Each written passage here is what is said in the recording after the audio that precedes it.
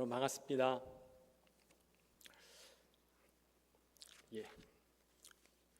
우리가 지금 특별 새벽 기도를 드리고 있고요. 이제 여름 사역을 앞두고 특별히 새벽 기도를 드리고 있기 때문에 제가 말씀을 준비할 때 보통 여름 사역에서 가장 중요한 하나님을 만나고 또 하나님을 만난 그 앞에서 우리가 응답하는 그 사건을 가지고 하나님 말씀을 증거하면 좋겠다라는 생각으로 하나님 말씀을 준비했습니다. 오늘 우리가 잘 알고 있는 이제 하나님과 모세가 만난 그 사건입니다. 이 사건이 오늘 우리에게 어떤 의미를 가지는지 좀 한번 살펴볼까 합니다.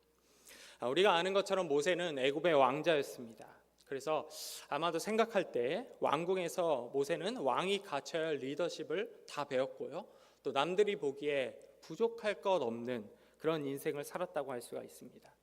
하지만 모세는 자기 동족 히브리인을 도와서 그만 살인을 저지르죠. 그리고 그때부터 그의 인생이 완전히 바뀝니다. 이 사건을 두고 아주 오래전에 묵상 나눔을 하는데 그런 질문을 한 분이 계셨어요. 모세 정도라면, 당시의 애굽 왕자 정도라면 그냥 넘어갈 수도 있지 않을까. 그때는 제가 그냥 고개를 끄덕끄덕 했는데 오늘 말씀을 준비하다 보니까 그런 게 아니었던 것 같아요. 어떠한 이유인지는 정확하게 성경에 나와 있지 않지만 모세는 당시에 왕궁에서 제거되어야만 했던 인물이었던 것 같습니다. 그래서 출애굽기 2장 15절을 보면 바로가 이 일을 듣고, 모세가 살인을 저질렀다는 거죠. 그 일을 듣고 모세를 찾아서 죽이려고 했다고 합니다. 그리고 모세는 이 일로 인해서 바로 미디안 광야로 도망을 칩니다. 여러분, 보통 모세의 그 인생을 두고 40년을 가지고 이제 세 번 이제 시기를 나눕니다. 애굽의 왕자였던 시기 40년, 그리고 미디안에서 살았던 40년, 그리고 하나님과 동행했던 광야 40년, 이렇게 나누죠. 오늘 이 이야기는 미디안에서 40년, 어떻게 보면 80년이 됐을 때, 80살이 됐을 때 하나님이 모세를 찾아왔던 그 일이라고 우리가 볼 수 있을 것 같습니다. 그리고 이 본문의 말씀은 우리에게 적어도 두 가지 중요한 이야기를 하고 있다고 할 수 있습니다. 그 첫 번째는 하나님이 지금 우리를 부르시는 데에는 그만한 이유가 있다라고 할 수 있습니다. 첫 번째는 하나님이 우리를 부르시는 데는 그만한 이유가 있다는 것이죠. 오늘 본문의 말씀 1절을 보면 이렇게 돼 있습니다. 모세가 그의 장인 미디안 제사장 이드로의 양떼를 치더니 그 떼를 광야 서쪽으로 인도하여 하나님의 산 호렙에 이르매라고 돼 있습니다. 여러분, 미디안은요 애굽으로부터 굉장히 멀리 떨어져 있는 공간이었고요. 그리고 양을 치는 일은 어떤 점에서 모세가 애굽 왕실에서 배웠던 것과는 완전히 다른 것이었습니다. 나아가 여러분, 성경 이 본문의 말씀은 모세가 어떤 소망도 없이 그렇게 살아가길 원했던 것처럼 기록을 하고 있습니다. 왜냐하면 이 본문의 말씀을 보면 모세가 80이나 되었는데 모세가 지금 누구의 양떼를 치냐면 장인 이드로의 양떼를 치고 있기 때문이죠. 모세가 애굽의 왕자였고 거기서 열심히 훈련을 받았고 그리고 미디안으로 가서 새로운 삶을 살겠다고 결심만 했다면 모세는 주변의 부족들과 함께 교류를 하면서 거부가 될 수도 있었을 것 같아요. 그런데 성경은 이렇게 얘기합니다. 모세는 장인 이드로의 양떼를 치고 있었다. 이런 점을 볼 때 모세는 애굽의 삶은 물론 앞으로 미래도 어떤 소망도 그리지 않고 그냥 모든 사람들로부터 잊혀졌으면 하는 그런 인생을 선택한 게 아닌가, 그런 생각을 합니다. 근데 참 재미난 것은요, 이런 아무 소망이 없는 모세를 누군가 찾아오죠. 바로 그를 창조하시고 인도하셨던 하나님입니다. 그리고 하나님이 다짜고짜 이런 얘기를 하십니다. 9절과 10절에 있는데 이제 가라, 이스라엘 자손의 부르짖음이 내게 달하고 애굽 사람이 그들을 괴롭히는 학대도 내가 보았으니 이제 내가 너를 바로에게 보내 너에게 내 백성 이스라엘 자손을 애굽에서 인도하여 내게 하리라 라고 되어 있습니다. 갑자기 하나님이 등장을 하셨고 모세를 불렀고 다짜고짜 얘기하는 겁니다. 애굽으로 돌아가라, 이스라엘 백성을 구원해야 된다라고 합니다. 제가 대학교 1학년 때 이 본문을 말씀 가지고 묵상을 하는데 교회 누나가 이런 얘기를 하더라고요. 하나님이 모세의 성질을 죽이려고 일부러 미디안 광야에 묶어놨다는 거예요. 그때는 어렸을 때니까 고개를 끄덕끄덕 거리면서 그렇다 이렇게 생각을 했어요. 또 실제로 여러분 그 예전 영화 보면 10계라는 영화가 있죠. 또 우리가 성경을 통해서 많이 들었던 것처럼 모세가 한성지라는 사람이었습니다. 시내 산에 올라가서 십계명을 받았는데 그 따끈따끈한 이렇게 십계명을 갖고 이제 내려오기만 하면 되는데 밑에서 우상 숭배하는 그걸 이제 느낀 거예요. 그래서 여호수아한테 얘기하죠. 저 밑에 이제 아주 나쁜 짓을 하는 것 같다. 그러니까 여호수아는 아닌 것 같은데요. 이렇게 하니까 그래 한번 내려가 보자. 그래서 내려가 보니까 뭐 하고 있어요? 우상 숭배를 하고 있어요. 거기서 좀 참으면 되는데 모세가 어떻게 하죠? 십계명을 다 던져버립니다. 그리고 거기서 못 참아서 어떻게 하냐면 레위 지파를 시켜서 우상 숭배한 그 모든 사람들을 다 칼로 죽이게끔 해요. 그러니까 한 성질을 하니까 어떤 면에서는 하나님이 미디안 광야에 모세를 묶어놓고 성질을 죽이게끔 한 게 아닌가. 그것도 어떤 점에서는 맞다고 생각할 수 있을 것 같아요. 그래서 제가 본문의 말씀을 좀 묵상하고 읽어 내려가다 보니까 4장에 우리가 읽은 본문 말씀 뒷장에 이런 내용이 등장합니다. 여호와께서 미디안에서 모세에게 이르시되 애굽으로 돌아가라. 너의 목숨을 노리던 자가 다 죽었느니라 라고 되어 있습니다. 그러니까 모세의 성질을 죽이려고 했던 것도 아니고요. 또 아무런 목적 없이 하나님이 미디안 광야 40년 80세가 될 때까지 모세를 거기에 묶어놓은 게 아니었어요. 알고 보니까 하나님은 그 유명한 말로 다 계획이 있으셨던 거죠. 모세의 목숨을 노리던 사람들이 죽을 때까지 일부러 하나님은 모세를 광야에 묶어 놓았던 겁니다. 제가 이거 말씀을 준비할 때 그 성경학교인가요? 그 CTS에서 하는 그 영상을 제가 찾아보게 됐는데 거기에 이문식이라고 하는 목사님이 설명을 하시면서 그런 얘기를 하시더라고요. 영화 10개에 속지 말아야 되는 게 있는데 모세와 함께 자랐던 그 바로와 홍해를 가를 때 10가지 재앙을 일으켰을 때 바로가 다른 사람이라고 얘기를 합니다. 그러니까 오늘 성경 본문이 또 그거를 분명하게 이야기하고 있는데 역사적으로도 그게 기록에 남아있다고 얘기를 해요. 그러니까 하나님은 일부러 모세를 미디안 광야에 놔뒀고 그 이유가 보니까 모세를 위해 했던 거죠. 모세의 목숨을 노리던 사람들이 다 죽을 때까지. 그리고 모세의 입장에서 볼 때 80은 나이가 많지만 그럼에도 불구하고 하나님의 타이밍은 언제나 완벽했던 것처럼 지금 이제 네가 애굽으로 돌아가서 구원자의 역할을 할 때다라는 것으로 하나님의 계획을 했던 것 같습니다. 이런 점에서 여러분 우리가 그런 생각을 할 수 있죠. 가끔 하나님 왜 저를 이제 부르십니까? 하나님 왜 저는 아직도 안 부르시고 있습니까? 이런 질문을 할 수 있는데 이 본문의 말씀은 우리에게 그런 얘기를 하고 있는 것 같아요. 우리의 때와 하나님의 때가 다르다. 그리고 너가 나를 주인으로 삼은 것처럼 좀만 기다리면 어떻겠냐. 저는 그 설교자다 보니까 말씀을 이제 해석하는데 항상 어려운 것 가운데 하나가 뭐냐면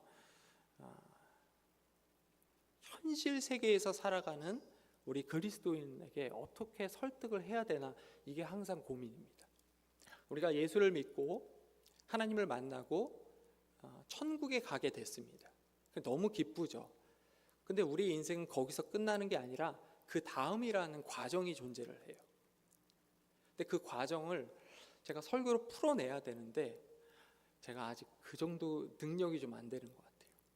그럼에도 불구하고 이 본문을 통해서 꼭 해야 할 말이 있다면 여러분 우리가 그 과정을 통해서 우리는 모세가 익어갔던 것처럼 단순히 나이가 든 것이 아니라 모세가 현실 세계 속에서 자신의 삶을 바라보면서 끊임없이 하나님은 나에게 어떤 의미인지를 고민하면서 신앙이 성숙하고 인생이 자라간 것처럼 하나님의 말씀은 오늘도 우리에게 그런 얘기를 하고 있는 거죠. 제 때가 언제입니까? 왜 지금입니까? 여기서 멈추는 게 아니라 내가 너를 지금 부른 것, 내가 너에게 좀 기다리라고 한 데에는 그만한 이유가 있으니 그 시간 가운데서 나와 함께 고민하면서 이 치열한 삶을 한번 이겨내보자 라고 한 거라고 할 수 있습니다. 이 본문의 말씀에 두 번째 또 특징이 있는데요. 두 번째 특징은 하나님의 부르심 앞에서 우리가 반응을 하려면 옛것을 버려야 한다는 것입니다. 하나님이 모세를 부르는 지금 이 장면은 정말 유명한 장면이죠. 하루는 모세가 미디안 광야에서 양떼를 치고 있는데 불이 붙은 나무를 이제 보게 됩니다. 우리가 가지고 있는 성경에서는 이 불이 붙은 나무를 떨기나무라고 하고 있고요. 옛날 부흥 강사님들은 소나무 같이 아주 큰 나무가 불에 붙진 않고 이렇게 불만 이렇게 옆에 있어서 모세를 압도하고 있었다라고 이야기를 합니다. 그런데 여러분, 이 떨기나무는 제가 소위 그 성지순례를 다녀오진 않았지만 이 떨기나무는 우리가 생각하는 것 그리고 이렇게 어렸을 때 들었던 것과 좀 달리 1m밖에 안 되는 작은 나무라고 합니다. 그리고 제가 영어 성경을 찾아보니까 이 떨기나무를 두고 부시라고 표현하고 있는데 여러분 이렇게 나무들이 이렇게 가지가 없고 이렇게 머리카락이 이렇게 축 처진 거 있잖아요. 그런 걸 이제 생각을 하시면 될 것 같아요. 그리고 이 광야에서는 마치 우리나라 봄이나 겨울에 산불이 일어나는 것처럼 바람이 불면 나뭇가지가 서로 이렇게 비벼지다가 불이 나곤 했다고 합니다. 그러니까 지금 떨기나무에 불이 붙진 않았지만 이렇게 어떤 점에서 이렇게 모세 입장에서는 이렇게 불이 붙었다고 그냥 지나칠 수 있는 장면이었죠. 여기 불이 붙었네 하고 그냥 지나갈 수 있었던 장면이었어요. 왜냐하면 이런 일들이 광야에서는 종종 있었기 때문이죠. 근데 모세가 불이 붙었구나, 그냥 타서 없어지겠구나 이런 생각을 하고 가다가 멈춥니다. 그리고 다시 돌아서게 되죠. 그래서 자세히 보니까 불이 붙긴 했는데 이게 연소돼서 없어지지 않는 거죠. 여러분, 성경에서 불이라고 하는 것은 두 가지 의미를 가집니다. 첫 번째는 연소 그리고 심판이고요. 다른 하나는 정화와 구원입니다. 그러니까 지금 만약에 이게 불에 붙어서 다 없어지는 거면 불이 번져서 모세까지 이제 삼킬 수 있죠. 그러면 심판이 되는데 지금 이 불은 정화였던 것 같아요. 그래서 구원을 의미하는 거죠. 그래서 불이 붙었는데 나무가 완전히 다 없어지지 않는 거고, 그런 점에서 모세를 구원자로 부르고 있다고 하는 게 또 맞지 않나 이제 싶습니다. 그런 나무를 향해서 모세가 이렇게 가는데 그 장면을 누가 보고 있냐면 하나님이 보고 계셨습니다. 그리고 하나님이 4절과 5절에서 이렇게 표현을 합니다. 여호와께서 그가 보려고 돌이켜 오는 것을 보신지라. 하나님이 떨기나무 가운데서 그를 불러 이르시되 모세야 모세야 하시매 그가 이르되 내가 여기 있나이다. 하나님이 이르시되 이리로 가까이 오지 말라. 내가 선 곳은 거룩한 땅이니 내 발에서 신을 벗으라 라고 이야기를 하고 있습니다. 여러분, 우리가 알고 있는 성경 인물 가운데 야곱이라는 사람이 있습니다. 야곱이 형의 분노를 피해서 막 도망을 치죠. 뛰고 뛰면서 더 이상 다리가 움직이지 않을 때까지 뛰다가 어느 특정한 장소에서 쓰러집니다. 그리고 잠을 잤는데 천사가 오르락 내리락 하는 것을 보고 야곱이 이런 고백을 하죠. 하나님께서 항상 나와 함께 했었는데 내가 그걸 몰랐구나. 과연 여기 하나님이 계셨는데. 그래서 야곱이 그 땅을 두고 벳엘이라고 하죠. 하나님의 집을 의미하는 벳엘이라고 합니다. 벳은 집이고 엘은 하나님이죠. 여러분, 그 땅이 하나님이 거기에만 있기 때문에 거기가 하나님의 집인 것이 아니라 야곱이 전에 귀로 듣던 그 하나님을 이제는 눈으로 그리고 온몸으로 만나는 사건이었습니다. 오늘 하나님이 모세를 향해서 신을 벗으라, 여기는 거룩한 땅이다 라고 했는데 그 땅이 거룩해서 거룩한 것이 아니라 하나님이 거룩하다고 선포하셨고 그렇기 때문에 거기가 거룩한 땅인 거죠. 그래서 하나님은 그의 신을 벗으라고 합니다. 여러분, 이 신을 벗으라고 하는 의미는 또 무슨 의미를 가질까요? 유대인의 그 전승에 의하면 느부갓네살 왕이 하나님의 존재를 인정하고 기도하러 나아갑니다. 근데 기도하러 나아갔는데 웬 천사가 찾아오더니만 자기 뒤통수를 이렇게 툭 치는 거예요. 깜짝 놀라죠. 왜 저를 치십니까? 아무 반응이 없자 다시 이제 기도를 합니다. 천사가 또 와갖고 한 대 또 치는 거예요. 그래서 다시 물어봐요. 제가 하나님께 나아가려고 하는데 왜 그러십니까? 그때 천사가 이런 얘기를 합니다. 너는 거룩하신 하나님께 나아가려고 하는데 네 왕관을 쓰고 나가느냐? 왕가는 세상에서 자기가 왕이고 권력자라는 겁니다. 이 왕가는 자기가 온 세상을 통치한다는 의미죠. 천사는 너가 그것을 가지고 하나님께 나아갈 수 없다는 얘기를 하는 거죠. 모세를 향해서 하나님이 신을 벗으라고 했던 것은 너가 지금 살아왔던 네 인생이 기억되지 않고 미래의 소망이 없기로 결정했던 그런 삶을, 옛 삶을 포함해서 그 모든 것들을 벗고 나에게 나와야 된다라고 하는 겁니다. 여러분, 여름 사역에 있어서 가장 중요한 메시지는 하나님을 만났습니까?입니다. 어딜 가나 다음 세대를 향해서 메시지를 전할 때 그 메시지의 첫 번째 질문은 당신은 하나님을 만났습니까? 제가 이 질문을 정말 많이 했거든요. 그러면 가장 많이 나오는 대답이 문화적 그리스도인의 태도입니다. 저는 열심히 교회를 나갔습니다. 한 번도 52주 빠진 적 없고요. 때로는 새벽 기도도 나가고 때로는 묵상도 했고요. 저는 제자훈련도 했고요. 봉사도 했다고 합니다. 그럼 제가 항상 다시 물어봐요. 하나님을 만났냐고요. 가끔 그 앞에서 머뭇머뭇거리는 친구들이 있어요. 하나님을 만난 것 같은데. 제가 수련회 가서 눈물을 흘렸거든요. 그럼 다시 물어봅니다. 하나님을 만났냐고. 눈물 흘린 거 말고, 너가 하나님을 찬양하고 그거 말고, 그런 문화적으로 하나님을 누린 거 말고 하나님을 정말 만났냐. 그러면 그때 생각보다 많은 친구들이요, 대답을 못해요. 왜 그럴까요? 하나님을 만났다는 확신과 하나님을 실제로 만난 경우가 없기 때문이죠. 여러분, 대부분의 그래서 여름 사역의 핵심 메시지 가운데 하나는 하나님을 정말로 만났습니까? 여러분, 우리는 여름 사역, 저는 이제 초등부니까 다음 세대죠. 다음 세대를 향해서도 그 기준을 가지고 질문을 하고 설교를 준비합니다. 그런데 이것은 단지 다음 세대가 아니라 여기에 앉아서 예배드리는 우리 모두에게도 적용이 되죠. 여러분, 하나님을 만나셨습니까? 하나님이 모세를 찾아와 모세를 불렀습니다. 하나님이 야곱을 찾아와 야곱을 불렀죠. 전에는 귀로만 듣던 그 하나님을 이제는 눈으로 그리고 온 몸으로 만나는 순간입니다.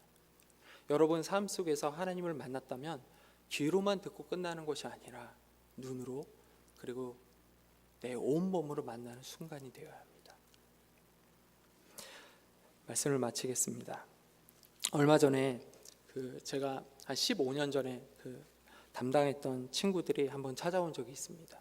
이제 제일 나이 많은 친구가 35, 그리고 제일 어린 친구가 32. 이제 시간이 많이 지나다 보니까 그렇게 나이가 다 먹었죠. 한 친구는 공부를 정말 잘했는데 집안 형편이 너무 안 좋아서 서울대를 포기하고 육사를 간 친구가 있습니다. 근데 그 친구가 저한테 이런 얘기를 하더라고요. 목사님, 예전에 10명 중에 7명은 고등학교에 진학하면 7명은 교회를 떠난다고 하는데 그걸 제가 피부로 느끼고 정말 충격이었습니다. 그래서 제가 다시 한번 물었어요. 그래서 어떻게 했어? 그리고 나서 단순히 그냥 교회 가서 주보 만들고 찬양하는 거 그거 안 하고요. 하나님을 어떻게 하면 더 만날 수 있는지 친구들하고 고민하고 전도사님과 목사님에게 부탁을 했습니다. 그래서 어떻게 됐는데 특별히 달라진 건 없지만 그래도 교회가 나아가는 방향이 바뀌었고 또 지금 이렇게 저희들이 찾아온 것처럼 여전히 하나님을 붙들고 있습니다. 살아가는 이 세상이 생각보다 어렵고 힘들지만 우리가 그때 방향을 바꿔서 정말 하나님을 만났는지 또 만난 그 다음에는 어떻게 해야 되는지를 놓고 고민한 게 오늘 이 힘든 삶을 여기까지 이끌었던 것 같습니다. 이런 얘기를 하더라고요. 제가 그 이야기를 들으면서 속으로 내가 한 건 했구나 이런 생각을 했습니다. 내가 그래도 잘 뿌렸다. 이 친구들이 내 얘기를 잘 들어줬고 바뀌었구나.